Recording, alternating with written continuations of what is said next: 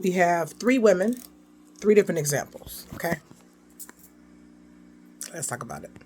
So we have the first example is going to be Ruth. When her beloved husband passed away, she decided to stick with Orpha. I always call her Oprah, but that's not her name. Okay. She decided to say, "No, I'm going to stick with you." That was her mother-in-law. All of their husbands died. There was three of them, and her sister-in-law went back to her own country. So that means when she was hit with a tragedy or something unexpected, a covering, a companion, a covering all in one, when it was like taken from her from this earth plane, one of them decided, I'm gonna go back to what I know. Okay. The other one said that I'm in bitterness, but I'm gonna keep moving forward. And so Ruth decided to stick with Orpha. And as they journeyed along, as she kept moving along, she was able to find her Boaz, because even though Orpha, I maybe said her name incorrectly, guys, go Google it. I am not a prophet, a pastor, or nothing. Okay, I told you I'm helps now. And I love the biblical stories because you can pull so much from it. I just love it. You know, I love the illustration. You guys know I'm a writer. I've written over like 12, 13 self-published books. I just love writing. I love reading and stuff like that. Okay.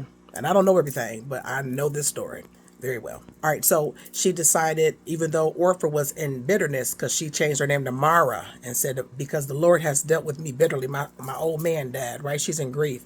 She did not allow her grief not to be able to show another young lady. Even though the young lady was her daughter-in-law, her son and her husband had died. Orpha's dead, who's changed her name to Mara. She told Ruth, going over there, we got some kinsmen, right? Like a kinsman redeemer. We got a kinsman over up there, and go glean in that king's field. Now, the gleaners were people who would take things after people had already taken things from the field. We're talking about plants. Okay, we're talking about agriculture here, right? And a good king want to know, what's going on with their agriculture, with their food. And of course, he noticed her, and he said, "Who is that damsel?" Literally, that was the words in the Bible, damsel. She was a damsel, but Ruth wasn't in distress. Okay, so he checked up on it, watching why he checked up on it. He gon', in the words of Beyonce, watching why he checked up on it. He checked up on it, and he found out and said, "Okay, behold, you are a virtuous woman. Even the men known in my whole city that you have not went with the old or the young men." Basically meaning you broke. You ain't even have no basket, because the good book says that in order for her to glean, that basically means she was taking up the old produce nobody wanted in the field, potatoes and turnips. She didn't even have no basket. She used the skirt on her dress. Just, how you just kind of curve it up. You look like you got a shirt and you put a little something up in there. That's what she did. And he was basically saying, you didn't sell yourself out. You didn't prostitute yourself with the older or the younger men. You are a virtuous woman. Virtuous. When we look at this word, we always refer to it as a soft-spoken, quiet, desperate for God, falling out. There's nothing wrong with that if that's your expression, okay? But virtuous, V-I-R, the first three letters of that word is very similar to vero, what we would consider like a masculine. It's not saying that the woman is masculine, it's saying she's the exact counterpart of the man. How a man would deal with the situation if he was put in your shoes, if he was the feminine. So you're a feminine version of him. So this is what Boaz was saying to Ruth.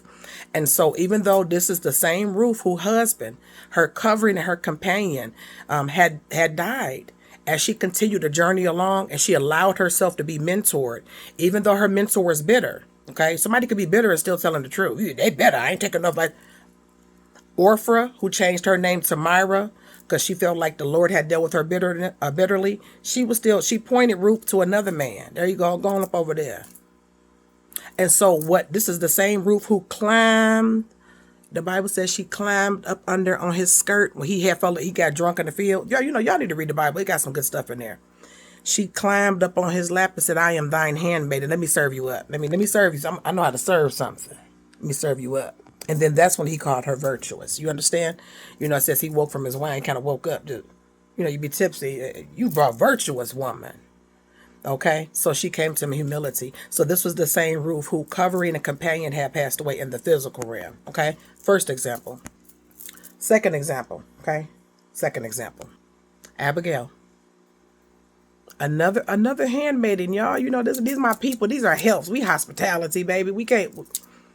The Lord loves us. He loves the woman that serves. You understand? You serve your family, you serve in society and whatever, stands or whatever. He loves women. Okay. He wants us to be well taken care of. So as you can see in the first example, Even though Ruth's husband passed away, she could have made a decision like the other daughter or her sister-in-law to go back to what she knew, okay, or to dwell in bitterness like her mother-in-law, but she chose to keep journeying along, and she got herself another man. Touch of them and say, he give you another cover and another companion. He surely will. Second example, Abigail, okay? So we have Abigail. She's married to this guy named Nabal. He pissed off the king at the time. And it's like if your man piss off, or I'm gonna say not piss off, upset the government and the president at the time. So king, David was the king back in the day. So he upset David. Okay, this is Abigail's her old man. His name was Nabal. That meant fool. So David and his crew was coming to pull up. Okay, like the government pulling up to your house to do a SWAT. He was about to pull up. And he was about to handle that business. So Abigail, who was a handmaid, said, "Get all of the food that you can. Give me some raisin cakes. Give me some wine." And it said, the Bible says she hastened on her ass. I'm not lying. ASS. That means she rode a donkey. She got up on that donkey and haste. That means she hurried up. And she fell down, and she had to take accountability for a man that was running her household like a fool. That man was King David. And in the end, I think Nabal, let me look up what happened to Nabal. I believe he passed away.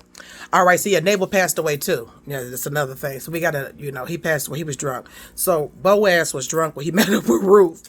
And they did the thing. And then now you have Abigail, whose husband is a fool. He just not, he bringing all sorts of calamity to their household. And at the wisdom of Ruth's, at the wisdom of Abigail's hospitality or helps gift, she was able to serve David and all his men that came and fell down and said, I take accountability. And it says that saying, and she blessed David. So that saying pleased him, because kings love when you fall at their feet. I'm talking about hospitality. I'm talking about helps. So, don't, just because we all the way down there in the Bible, y'all, you just helps. Don't denounce help side. You know what I'm saying? So Nabal passed away. When Nabal passed away, guess who became Abigail's new covering and companion? David. So now this is the second example. The first example was Ruth. No, yeah. The first example was Ruth. When her husband died, she went and journeyed on and got a Boaz. Second example is Abigail. Her husband was a fool, messing their household up. She took accountability and served the king, and she got her a king. The third example is hypothetical, but it still is revelatory because, it happens in everyday life, okay? The third example, okay, is just a woman. If you are with someone, or a man, but we talking about women because I'm a woman. If you are with a man and they are not doing correctly by your marriage vows and they are stepping out, he does give you a way of escape, which is adultery. So we have, and he'll give you another companion because you'll be clean slate. You'll get another companion and a covering. So we have the first example where her husband passed away. She kept journeying along, literally, and got another husband. The second example, she had a fool in the house that was bringing calamity into the house. That wasn't operating the household correctly. Even though I'm not saying they were physically died, but these were like, extreme. But okay, you had a fool in the house. That man gone. He gave you another man. We have the third example, where if someone is not doing what they vowed to do, you do have a way to where you can leave. The reason why I'm saying that is because the reason he allows you to have a way to leave, it says he said he always give you a way of escape, right? From temptation. The temptation of a lot of women is to stay in things beyond the time they're supposed to stay in things. And then they like to make it seem like them suffering is more virtuous. Their temptation may not be overt. Their temptation may not be a smoking or a drinking or eating too much like myself, okay? Or cussing, howling, stuff that you can visibly see. Their temptation may be to feel superior to people, may be to feel that they are more mature than you because they're suffering. No, those are choices. Those are choices. And just like Ruth, if Ruth's husband passed away, and like her daughter, her sister-in-law wanted to go on back to what she knew, and the other one dwelt in bitterness, those were choices that they made. Ruth decided to keep going, and she got another man, okay? In this instance, we're using another man, but this can mean anything. The second case, Nabal, with Abigail, that was a choice that she made. She could have, turned up with her man like, nah, David, we ain't listening to you, and been a fool. She could have acted a fool, which Nabal named he's a fool. That was her husband. She could have chose to act a fool with him and to defy the authority in that land, but she chose to bow down and to submit herself to the authority in that land. And then you know what happened? The Lord got rid of the fool and gave her a king, boo. Gave her the king that she submitted to his authority. Third example, if someone is not saying, I vowed that I'm going to be with you, We're going to do this, whatever y'all vows and stuff is. If they are not meeting their end of the contract, because that's what a covenant is, they have broke the contract. So if you choose to stay after that contract has been broken, that is a choice that you make, right? So we respect everyone's choices. So your choice to stay, if you Ruth, and you choose, or if you was one of Ruth's sister-in-law or mother, you choose to be in bitterness after your man passed away, or you choose to go, I'm going to go back to what I know, whatever, I'm going back home like her sister-in-law, that's a choice. Ruth chose to keep going. If you like, and while I'm with Abigail, if you chose to act a fool with your man and y'all both just going to be, out of order and chaotic when it comes to dealing with, authorities in the land and acting a fool and tearing your household up, or if you chose to be like Abigail and to submit yourself to that authority and show humility and accountability, those are choices you choose to make. There's two different choices in everything. Or if you like the hypothetical situation where if you're in a situation and a person is breaking their commitment to you and you choose to stay, that is a choice. That's a choice, right? So depending on whatever choice you want to make as a woman or the other woman made, those are choices. So that's what I mean about not being judged. You could judge rightly. You could judge rightly and say, okay, you had a way out. Nobody made you do that. You chose to, right? So that doesn't make you more superior or more, really at the face of God, or you really know the things of God because you chose to stay somewhere where someone has clearly broken their contract. That's not what that is. That's a choice you choose to make, and you have a right to that. Right. So I just want to make sure, because with women, they're very, very, they don't be overt. They could be covert with the, the type of thing with they'll look down the other choice. Like I chose to not be bothered and leave, and they'll want to, they want to be able to judge you and you're a single mom. Yeah, you can be a single mom too. If any of those three things happen to you, if you have a husband or something that passed away, if you have one that's acting a fool and it ain't for your household, or if they, step out on you.